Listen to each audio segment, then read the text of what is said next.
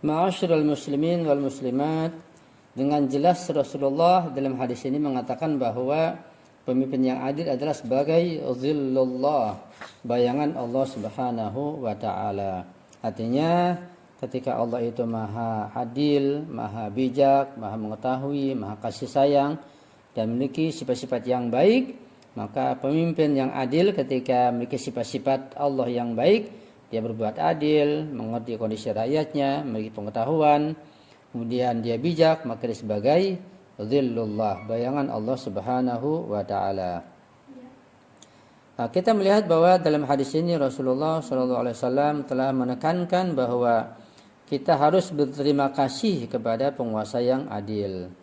Diriwayatkan bahwa Imam Musa Al-Kazim alaihissalam pernah menasihati para pengikutnya sebagai berikut. Imam Kazim alaihissalam berkata, "La tudhillu riqabakum bitarki ta'ati sultanikum, fa in kana 'adilan fas'alullaha ibqa'ahu, wa in kana ja'iran fas'alullaha islahahu, fa inna salahakum fi salahi sultanikum, wa inna sultanal 'adila bimanzilatil walidir rahimi.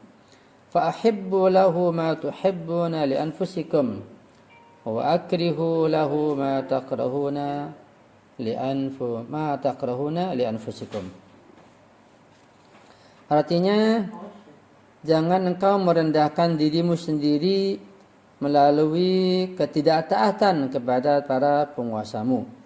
Artinya, ketika rakyat atau antum tidak mentaati penguasa yang adil, itu sebenarnya merendahkan diri kamu sendiri. Jika mereka adalah penguasa yang adil, mintalah kepada Allah untuk kemakmuran dan keberlangsungan kekuasaan mereka. Artinya pemimpin yang adil, yang bertekad mensejahterakan rakyatnya, kita harus doakan, mohon pada Allah agar Allah memanjangkan usianya, memberikan kekuatan padanya demi untuk kemakmuran bangsa dan rakyatnya. Kemudian kata Rasulullah, jika mereka adalah penguasa zalim, mintalah kepada Allah agar membimbing mereka. Kemajuanmu tergantung pada kebaikannya. Seorang penguasa yang adil seperti seorang ayah yang baik. Sukailah baginya apa yang engkau suka bagi dirimu sendiri, dan tidak sukailah baginya apa yang tidak engkau sukai bagi dirimu. Dengan jelas di sini Rasulullah telah menjelaskan bagaimana kita harus menghormati pemimpin yang adil, mendoakannya, mendukungnya. Ya. Beda halnya dengan pemimpin yang zalim atau yang jair, yang ahli maksiat. Maka kita mohon agar Allah memberikan hidayah padanya jika layak mendapat hadiah, atau Allah hancurkan jika dia tidak layak mendapat hadiah dari hidayah dari Allah Subhanahu wa taala. Kita melihat bahwa Imam alaihissalam, Imam Musa Al-Kazim, ya, bukan Rasulullah. Imam Musa Al-Kazim alaihissalam menggambarkan seorang pemimpin yang adil sebagai ayah yang baik. Di dalam sabdanya tersebut, dia bisa mengarahkan rakyat menuju kepada kemajuan, kepada pengembangan dan kesempurnaan. Sama seperti seorang ayah yang baik, ia akan membesarkan anak-anaknya yang baik. Ya.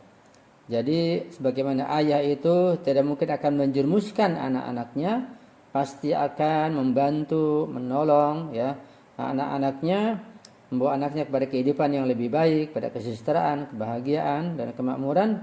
Begitulah seorang pemimpin yang adil, seperti ayah yang bijak, yaitu pemimpin yang adil akan berusaha dengan sekuat tenaga, dengan pikirannya, dengan kekayaannya, dengan macam-macam kemampuannya untuk mensejahterakan rakyatnya. Rasulullah SAW berkata atau bersabda, "Zayyanallahu as-samaa'a bi thalathatin, asy-syamsi wal qamari wal kawakibi, wa zayyanal arda bi thalathatin, al-ulama'i wal matari was sultanil 'adili." Artinya, Allah Subhanahu wa taala telah menghiasi langit dengan 3 hal. Asy-syamsi wal qamari wal kawakib, yaitu matahari, bulan, dan bintang-bintang. Ya, kalau kita misalnya ketika terang bulan kita keluar rumah, atau kita juga melihat bulan, dan setiap hari kita melihat terbitnya matahari dan tenggelamnya, ini sebagai hiasan bagi langit. Kemudian kata Rasulullah, dan dia yaitu Allah Subhanahu wa taala telah menghiasi bumi dengan 3 hal. Kalau langit dihias dengan 3 hal, dengan matahari, rembulan dan bintang, maka bumi dihiasi pula dengan 3 hal. Apa itu? Yaitu ulama, ya, al-ulama wal matar, dan hujan, was-sultanil adil, dan penguasa yang adil.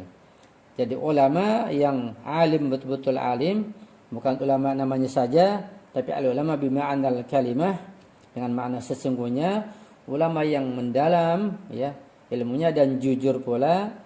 Kemudian hujan rahmat, dan penguasa atau pemerintah yang adil, ini sebagai penghias muka bumi ini. Ini hadis yang kita baca sungguh luar biasa yang datang dari Rasulullah SAW sebagai perumpamaan yang beliau sampaikan kepada kita, bahwa ulama yang alim dan jujur, kemudian hujan yang bisa menumbuhkan tumbuh-tumbuhan, yang menggembirakan para petani, yang dapat memakmurkan dan mensejahterakan rakyat dengan buah-buahan, dengan tumbuh-tumbuhan, dan juga sultan adalah adil, penguasa yang adil, sebagai hiasan muka bumi ini. Dan sebaliknya,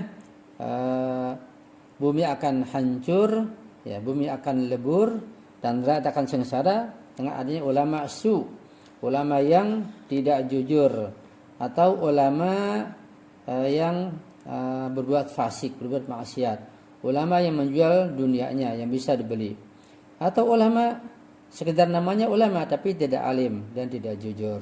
Ini menghancurkan rakyat dan muka bumi ini. Atau hujan yang menurunkan bencana karena banyaknya maksiat, menurunkan badai, menghancurkan tumbuh-tumbuhan.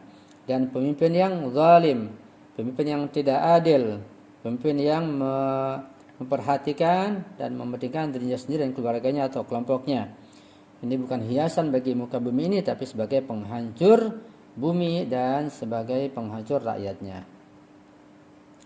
Karena itu seorang penguasa yang zalim, yang musyrik, ya, yang tidak mengenal agama, ini harus kita singkirkan dengan usaha kita, dengan doa kita, dengan berbagai macam upaya yang kita mampu.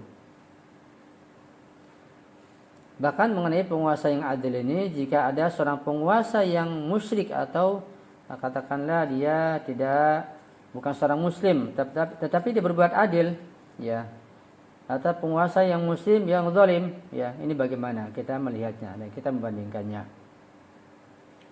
Kita perhatikan dalam suatu sejarah, ya, ketika Hulagu Khan menaklukkan kota Baghdad, yaitu pada tahun 1258 Masehi. Dia meminta utusan-utusannya untuk bertanya kepada orang-orang yang bijaksana di Baghdad, apakah penguasa kafir yang adil itu lebih baik atau penguasa muslim yang zalim? Nah, ketika para ulama berkumpul di sekolah yang bernama Mustansiriyah dan membaca pertanyaan ini dari Hulagu, mereka menolak untuk menjawab. Ya. Radiyuddin Ali bin Tawus yang sangat dihormati oleh orang bijak di Baghdad juga hadir ketika itu di sana. Hadir di antara para ulama, yaitu Radiyuddin Ali bin Tawus. Nah, ketika dia melihat bahwa mereka itu para ulama menolak untuk menjawab pertanyaan dari Hulagu ini, kemudian dia mulai menulis jawaban sebagai berikut. Jawaban Radiyuddin Ali bin Tawus. Kata beliau, seorang penguasa kafir yang adil lebih baik daripada penguasa muslim yang zalim. Perhatikan ya, ini sangat penting buat kita kaji sebagai pelajaran buat kita. Saya ulangi, kata seorang ulama Syiah tentunya, seorang penguasa kafir yang adil lebih baik daripada penguasa muslim yang zalim. Hal ini didukung oleh sebuah hadis bahwa Rasulullah Shallallahu Alaihi Wasallam bersabda, "Yabqal mulku bil adri ma'al kufri, wala yabqa bil jawri ma'al imani." Kekuasaan bertahan jika disertai keadilan, sekalipun itu adalah kekuasaan kafir. namun tidak akan bertahan dengan penindasan sekalipun itu adalah kekuasaan seorang muslim. Ya, betapa perbandingan di sini sangat baik ya. Jika kita dihadapkan pada suatu pilihan ya, memilih antara penguasa kafir tetapi adil, penguasa non muslim tapi adil, dan dengan penguasa yang muslim tapi zalim, maka kita harus memilih penguasa yang kafir tetapi adil, dan kita menolak penguasa yang muslim yang zalim. Ya. Ini suatu pelajaran yang penting buat kita, terutama mungkin bagi kita yang tidak hidup di negara Islam. Mungkin sampai di sini kajian kita, waktu sudah habis. Mudah-mudahan kita bisa memahami dengan baik, kita ambil pelajaran sebanyak-banyaknya, dan kita mengambil ibrah untuk kehidupan kita insyaallah. Jika terdapat kesalahan, kehilapan, kekurangan, kejanggalan, mohon dimaafkan dan dikoreksi atau diislah dan diperbaiki tentunya. Dan juga mohon doa antum selalu. Saya akhiri, hadanallahu wa iyyakum ajma'in wa la'afa minkum. Wassalamualaikum warahmatullahi wabarakatuh.